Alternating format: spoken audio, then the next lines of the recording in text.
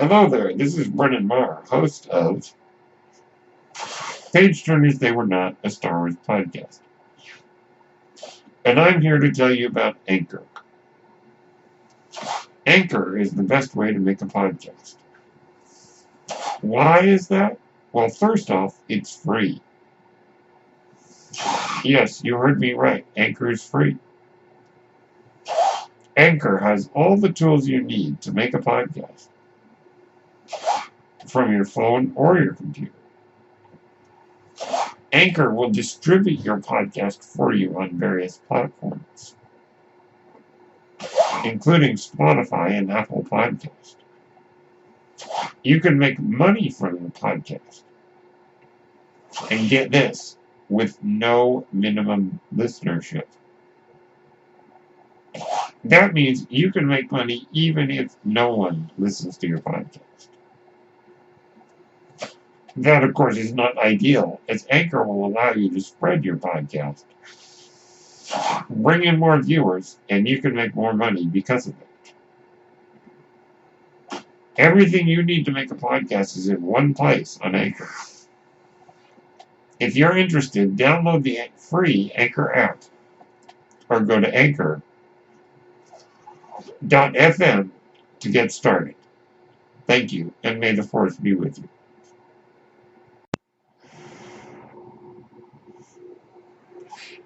Hello, everyone. My name is Brendan Marr, and that noise you're hearing is my ventilator, and welcome to Page Turners They Were Not, my Star Wars podcast. You know, someone posed a question on Twitter yesterday.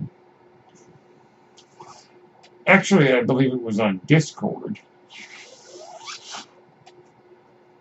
which made me think. And that question was, what is your favorite sequel trilogy film? At the moment, mine is The Last Jedi. However, the more I think about The Rise of Skywalker, the more I enjoy it.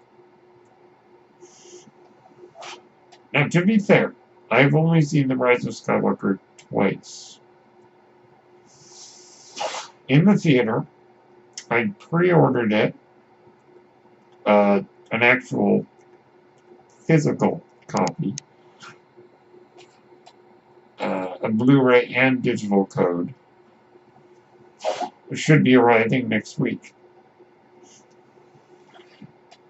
And after I've watched it a few more times, I may be able to identify more clearly which sequel film is my favorite. It's a very interesting question. Now that the trilogy is complete, we can now begin to say what's my favorite of those three.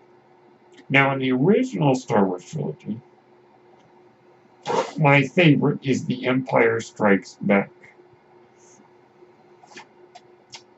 The prequel trilogy, my favorite is Revenge of the Sith.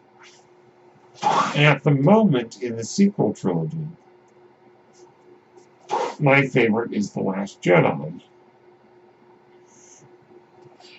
But now that The Rise of Skywalker has come out, and the more I think about it, the more I like it, that might be the one. Time will tell as I watch it a few more times. Now, the interesting thing about a saga of films that operate the way that the Star Wars films do is that sometimes it's difficult to look at a film on its own merits.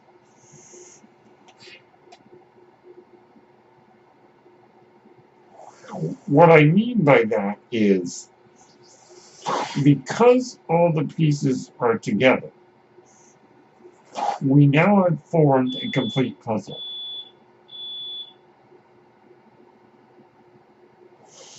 Oh, sounds like we have a bad battery in a smoke alarm. Well, in just a moment, I'm going to pause, and I will be back immediately. Okay, I'm back. It's a smoke alarm. Sounded like it had a low battery.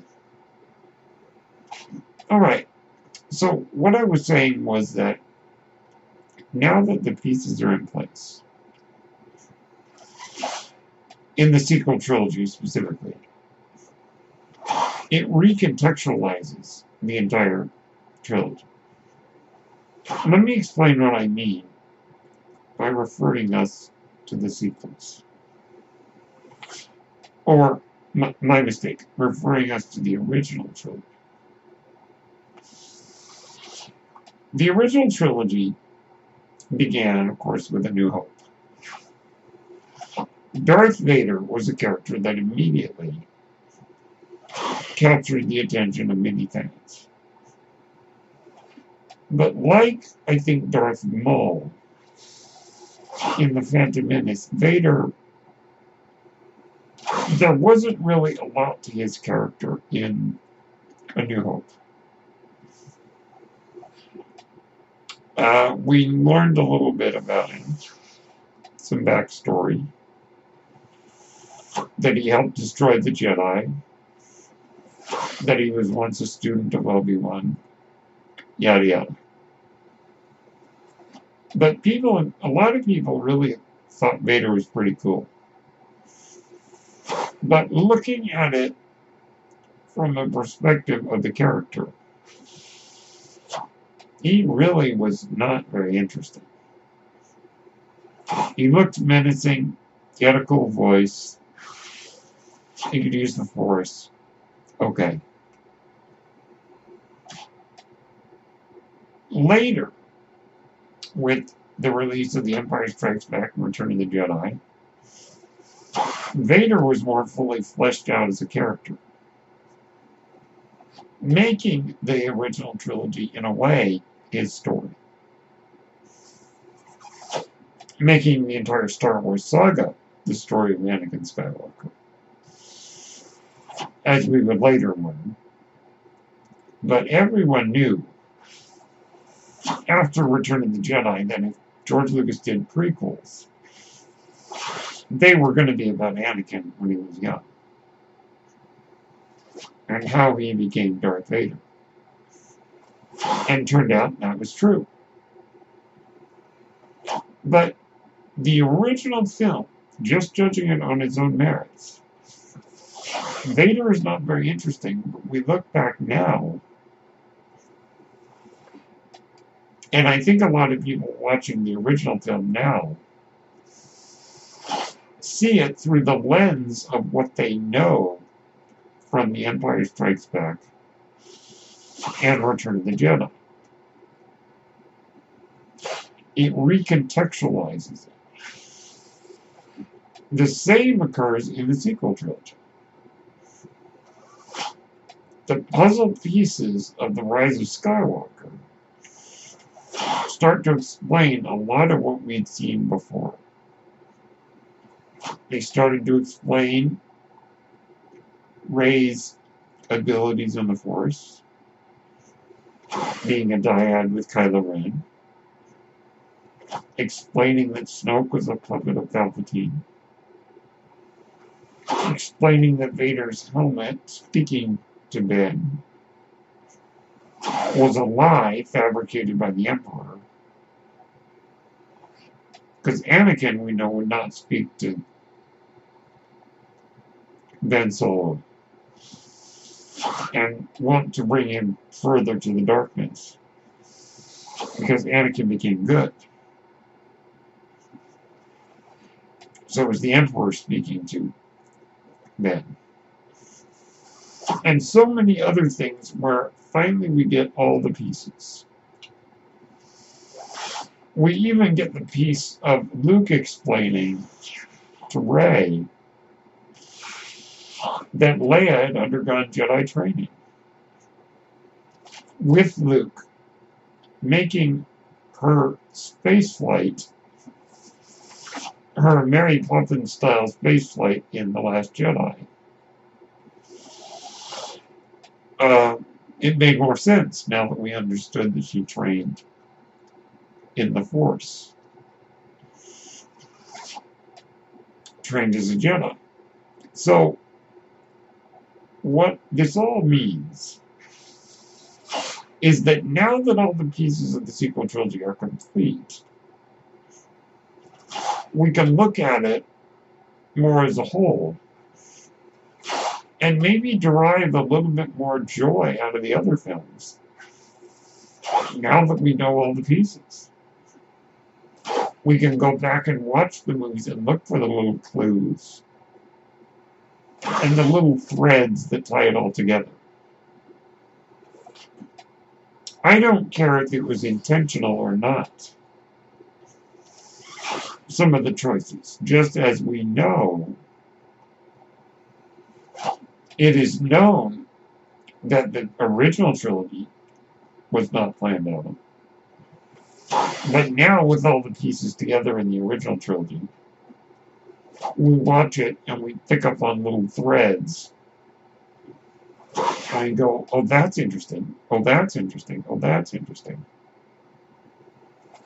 And it all makes more sense to us. And we see it through new eyes. That is why choosing my favorite sequel trilogy movie is difficult, because they all enrich each other. Now that the story is complete. Now, one thing that's very, very interesting, I think, about choosing a favorite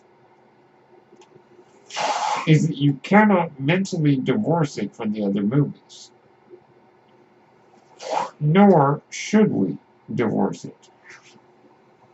What I mean is, it would be difficult to look at The Force Awakens. Well, let me back up. When I look at The Force Awakens now, that I know the full story,